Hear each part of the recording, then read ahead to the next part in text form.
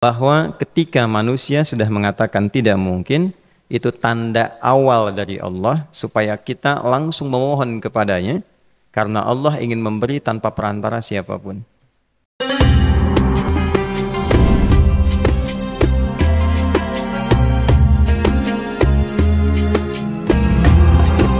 Kita dapat ilmu baru nih ya. Ada sedekah mentok, ada orang sudah mentok baru sedekah gitu ya. Nah, jadi saya berikan rumusan Qurannya. Sebetulnya itu standar.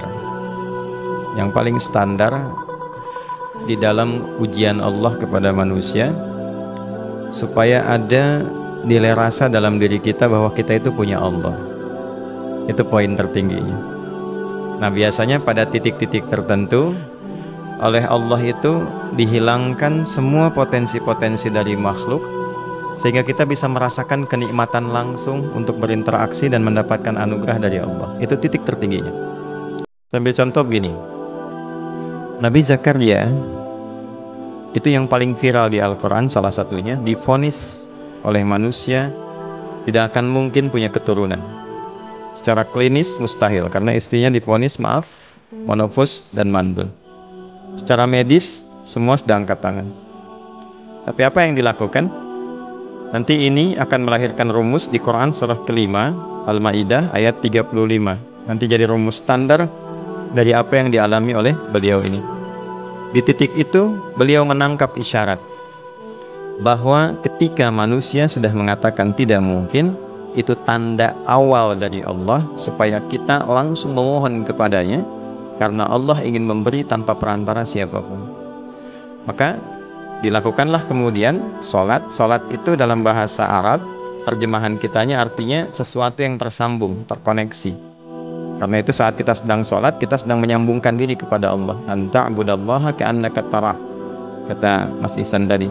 Kita menyembah Allah dan kita merasa diawasi, dinilai oleh Allah.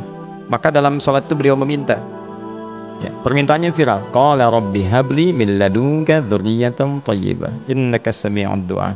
Bahasa bebasnya begini, ya Allah, semua memvonis aku tidak akan mungkin punya keturunan. Sekarang aku memohon kepadamu saja yang tidak punya batas dalam pemberian. Nah, sebelum ke sedekah dengan harta, Allah mengajarkan dulu sedekahlah dengan tubuh kita. Karena tidak semua orang boleh jadi memiliki harta, tapi semua orang punya potensi untuk menggerakkan tenaganya untuk meminta. Oleh karena itu diletakkan sebelum harta itu sholat. Kenapa rukun Islam yang kedua sholat, selanjutnya zakat? Karena tidak semua orang bisa mengeluarkan harta. Kalau tidak ada satu pun mentok di harta, maka gunakan tubuh kita untuk menunaikan sholat. Itu rumus Nabi Zakaria. Maka beliau tunaikan di mihrabnya Maryam, minta ke Allah. Rumus kedua, sebut nama Allah, Asmaul Husna, sesuai kebutuhan kita. Jadi nggak harus 99. Misal ini mau menuntut ilmu, sekolah, sebut ya Allah ya Alim, pemilik ilmu. Ada persoalan rizki yang ingin kita dapatkan, ya Allah ya Razzaq. Ada proyek, ada kegiatan yang kira-kira tantangannya tidak mudah, ya Allah ya Al-Fattah. Ini beliau minta karena divonis tidak mungkin, maka meminta kepada Allah dengan nama pemberian tanpa batas, namanya Wahhab. Disingkatnya Hab. Rabbi habli, ya Allah yang tak punya batas dalam pemberian. Mereka memvonis aku punya batasan, maka mohon anugerahkan darimu saja. Jika padamu belum sempat juga terkabul, maka mohon tunjukkan kepadaku dengan cara apa lagi aku mesti meminta. Maka dalam situasi mentok itulah kemudian turun langsung jawaban. Fanadathul malaikatu wa huwa qa'imun yusalli fil mihrab annallaha yubashshiruka bi Yahya. Tolong garis bawah ini. Orang-orang yang langsung memiliki kesadaran saat di titik paling krusial, terendah, dan kita merasa tidak punya apa-apa, lalu ada kesadaran kita punya Allah dan meminta, itu seketika nggak ada sekat, langsung dijawab seketika. Nah, karena itu biasanya di momen tertentu setiap kita itu pasti mengalami peristiwa itu, apapun bentuknya. Nah, itu kalau sudah sampai ke situ itu kode. Jadi di Islam tuh nggak ada pesimis, ya, tidak ada pesimis, dan jangan pernah melarutkan diri pada sebuah vonis sudah ini nggak mungkin, nggak akan dikabulkan. Nah, itu jebakan setan. Karena declare pertama iblis ketika melakukan kesalahan itu kalimatnya jelas. Ana khairum minhu khalaqtani min narin wa khalaqtahu ya min tin. Saya lebih hebat, lebih bagus. Allah nggak mungkin ada ampunan lagi.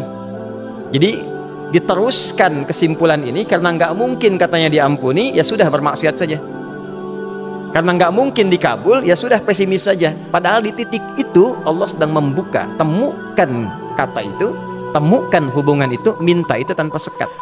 Maka seketika malaikat turun menyampaikan doamu dijawab. Itu sedang berdiri, baru selesai doa, belum selesai sholat, belum salam. Turun malaikat mengatakan, Allah kasih kabar, kamu akan punya anak, langsung namanya dari Allah Yahya. Jadi Yahya itu pemberian Allah. Ya, pemberian Allah. Yahya artinya hidup. Yang mustahil menurut manusia, lahir seorang bayi dari rahim perempuan yang divonis menopause dan mandul, kata Allah jadi dan hidup. Nah, rumus itu nanti terus dialami oleh para nabi, puncaknya di era Nabi Muhammad SAW, nanti melahirkan panduan di Quran surah 5 ayat 35. Ya ayyuhalladzina amanu ittaqullaha wabtaghu ilaihil wasilah. Perhatikan kalimatnya dengan detail ya. Hei semua orang yang masih merasa punya iman, tuh iman kita disentuh.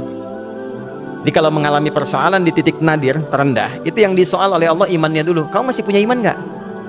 Orang beriman nggak mungkin pesimis. Orang beriman gak akan putus asa. Orang beriman gak akan bunuh diri. Imannya ditanya dulu. Katanya kau beriman, iman kamu di mana? Kalau masih punya iman, kata Allah, ini ujian dari saya supaya kamu nyebut saya. Katanya ingin mendekat, kata Allah kan. Ittaqullah. Nah ini rumusnya. Wabtaghu ilaihil wasilah. Kalau engkau pengen cepat dapat solusi, maka aku berikan perangkat untuk cepat mengabulkan doamu itu. Perangkat itulah disebut dengan takwa. Nah, takwa itu ada urutan 240 kali disebutkan dalam Al-Quran, dibagi pada 3 segmen. Segmen ibadah ritual, segmen ibadah sosial, satu lagi segmen rumah tangga. Ya, karena itu tinggal cari aja di ibadah ritual, misalnya sholat, bangun tahajud malam, minta sama Allah, dekatkan diri kita. Salah satu kasusnya Nabi Zakaria. Ya, itu poin yang pertama. Yang kedua nanti ada maliyah sosial, itu yang tadi dipraktekkan, sedekah dengan harta.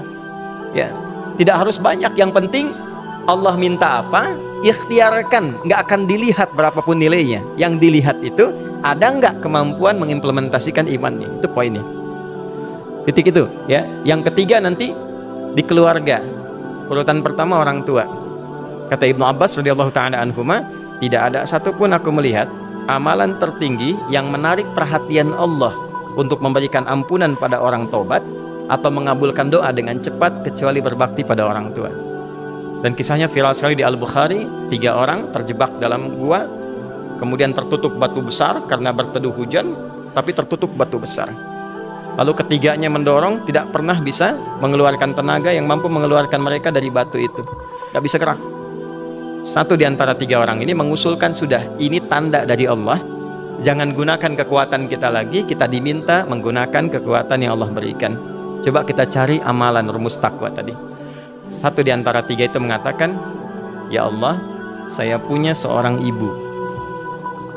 Setiap kali saya berangkat kerja, saya akan selalu siapkan hidangan untuk ibu, khusus untuk susu sebelum tidur, itu saya yang minumkan langsung kepada beliau.